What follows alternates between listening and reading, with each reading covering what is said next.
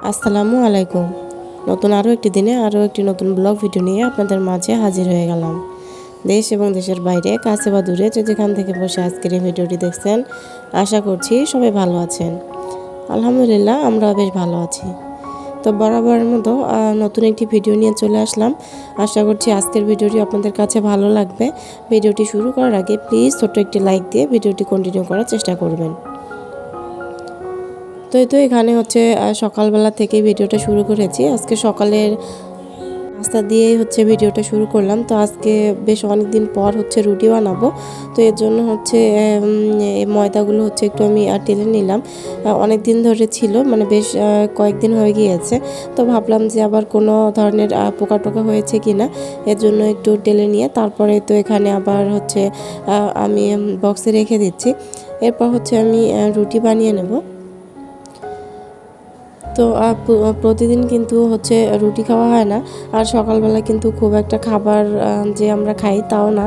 তো আপনাদের ভাইয়া সকালবেলা খেতে পছন্দ করে না, এর জন্য হালকা পাতলা কিছু খেলে খাই, না খেলে নাই।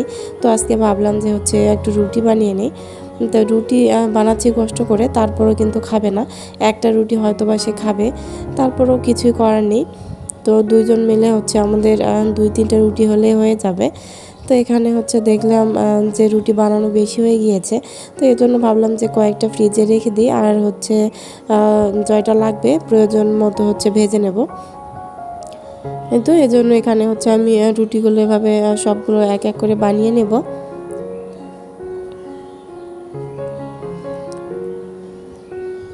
তো এরপর অফ ক্যামেরায় সবগুলো রুটি আমি এখানে বানিয়ে নিয়েছি। এখানে হচ্ছে 7-8টার মতো রুটি হয়েছিল।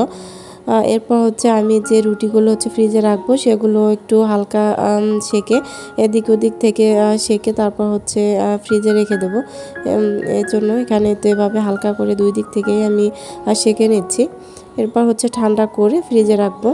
আর নিজের আমাদের খাওয়ার জন্য যে 2-3টা রুটি লাগবে, তো সেগুলো হচ্ছে আমি সুন্দর করে ফুলকো করে ভেজে নেব। আর আমার রুটি কিন্তু মাশাআল্লাহ অনেক সুন্দর হয়, আর খুব সুন্দর ফোলেও। রুটি ফোলার জন্য কিন্তু যে রুটি বানানোর যে কাইটা সেটা, আর ভাজার জন্য টেকনিক লাগে, তাহলে কিন্তু রুটি খুব সুন্দর ফুলে যায়।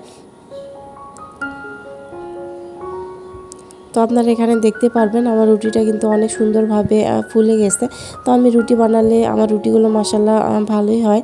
তো যাই হোক, এদিক থেকে রুটি ভাজা হয়ে গিয়েছে, আমি ভেজে নিয়েছি। আর এরপর হচ্ছে খাওয়া দাওয়া করব। এদিক থেকে কিন্তু আমি রান্নাঘরে কাজ করছি, আর সকাল ধরে হচ্ছে টিপটিপ বৃষ্টি হচ্ছে। ঘুম থেকে ওঠার পরই দেখছি হচ্ছে বাইরে বৃষ্টি হচ্ছে। তো এই তো, যদিও বা ক্যামেরার মধ্যে খুব একটা বোঝা যাচ্ছিল না, তারপরও কিন্তু বৃষ্টি হচ্ছে। খুব একটা জোরেও না, আবার খুব আস্তেও না, টিপটিপ করে বৃষ্টি হচ্ছেই। আর এ ধরনের বৃষ্টি হলে কিন্তু থামার নাম নেই। তো সারাদিন হতেই থাকে। তো এরপর হচ্ছে তো আমার হচ্ছে রুটি ভাজা হয়ে গিয়েছে। এরপর হচ্ছে খাওয়া দাওয়া করব। আর এখানে যে কতদিনের তরকারি ছিল, মুরগির মাংস লাউ দিয়ে, আর এই তো এখানে আমি রুটি নিয়েছি। এই তো এখানে সব কিছু নিয়ে নিয়েছি। এখন হচ্ছে আমি একাই নাস্তাটা করব। আর আপনাদের ভাইয়া হচ্ছে অফিসে যাওয়ার সময় নাস্তা করবে। আপনাদের ভাইয়ার অফিস যেহেতু হচ্ছে 10টার দিকে, তো সে উঠে নাস্তা করে তারপর চলে যাবে। আর আমি এখন একাই নাস্তা করে নিচ্ছি।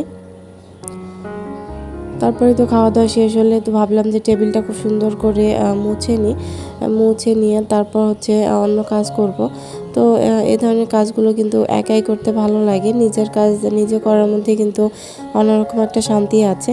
মানে শুধু এই টুকটাক কাজগুলো না, আপনারা যে ভারী কাজগুলো বলেন না কেন, সেগুলো কিন্তু নিজে করলে অনেকটা শান্তি লাগে।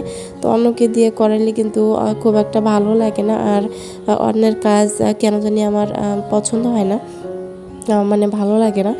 এই জন্য হচ্ছে আমি সবসময় চেষ্টা করি নিজের কাজ হচ্ছে নিজে করার জন্য। যদিও বা খুব একটা কাজ নেই, তারপরও ঘর মোছা, কাপড় কাচা, তো এই ধরনের যে কাজগুলো আছে সব কাজই আমি হচ্ছে একাই করি। এরপর হচ্ছে তো রান্নাবান্নায় চলে আসলাম। দুপুরের জন্য রান্নাবান্না করব হয়তো কাঁঠালের বীজ দিয়ে হচ্ছে কচুরলতি শুটকি দিয়ে। আর এদিক থেকে হচ্ছে আলু আর হচ্ছে বেগুন কেটে নিয়েছি আর ডাল ভিজিয়ে দিয়েছি। তো ট্যাংরা মাছ দিয়ে হচ্ছে একটু বেগুন তরকারি করব আর এখানে হচ্ছে ডাল রান্না করব।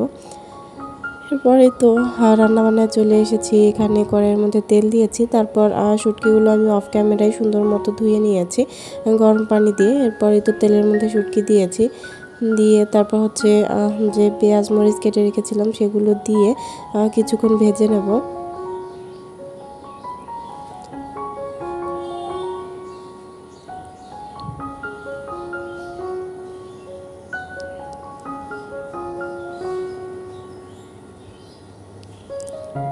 তো ভেজে নেওয়া হয়ে গেলে এরপর হচ্ছে আমি এখানে কেটে রাখা লতিগুলো দিয়ে দিলাম। এরপরে সুন্দর করে নেড়ে চেড়ে তারপর হচ্ছে একটুখানি পানি দিয়ে নেড়ে ঢাকনা দিয়ে দেব। এরপর হচ্ছে প্রয়োজন মতো মশলা, লবণ, হলুদ, মশলা সব কিছু দিয়ে তারপর হচ্ছে আমি সুন্দর মতো রান্নাটা করে নেব। তো কোন কোন আপুরা হচ্ছে কাঁঠালের বিচি দিয়ে কচুরলতি এভাবে রান্না করেন কমেন্ট করে জানাতে পারেন। এরপরই হচ্ছে আমি অফ ক্যামেরায় সব কিছু রান্নাবান্না করে নিয়েছি, সেগুলো আর ভিডিও করা হয়নি, তো আপনাদের সাথে শেয়ার করছি রান্নাবান্নাটা। তো এখানে হচ্ছে কচুর লতি যে রান্নাটা সেটা করে নিয়েছি। আর এদিক থেকে হচ্ছে ট্যাংরা মাছ দিয়ে বেগুনের যে তরকারিটা সেটাও একটুখানি বানিয়ে নিয়েছি। আর ডালে ওই দিক থেকে হচ্ছে হয়ে গিয়েছে। তো এই ছিল টুকটাক রান্নাবান্না। তো আজকে তাড়াতাড়ি রান্নাবান্না শেষ করেছি। এর মধ্যে হচ্ছে ঘরগুলো গুছিয়ে নিয়েছি। তো বেশ কয়েকদিন ধরে হচ্ছে ঘরগুলো আমার মোছা হয় না, তো আমি ভাবলাম যে আজকে ঘরগুলোও মুছে নেব। তো এই জন্যই তো আমি ঝাড়ু দিয়ে নিয়েছি সুন্দর করে। আর এরপর হচ্ছে দেখেন কতগুলো ময়লা বের হয়েছে। এরপর অফ ক্যামেরায় আমি সুন্দর করে হচ্ছে ঘরটা মুছে নেব। তো আমার আজকের ভিডিওটি এই পর্যন্ত। দেখা হবে নতুন কোনো ভিডিওতে। ততক্ষণ পর্যন্ত সবাই ভালো থাকবেন। আর ভিডিওটি কেমন লাগলো অবশ্যই কমেন্ট করে জানাতে পারেন।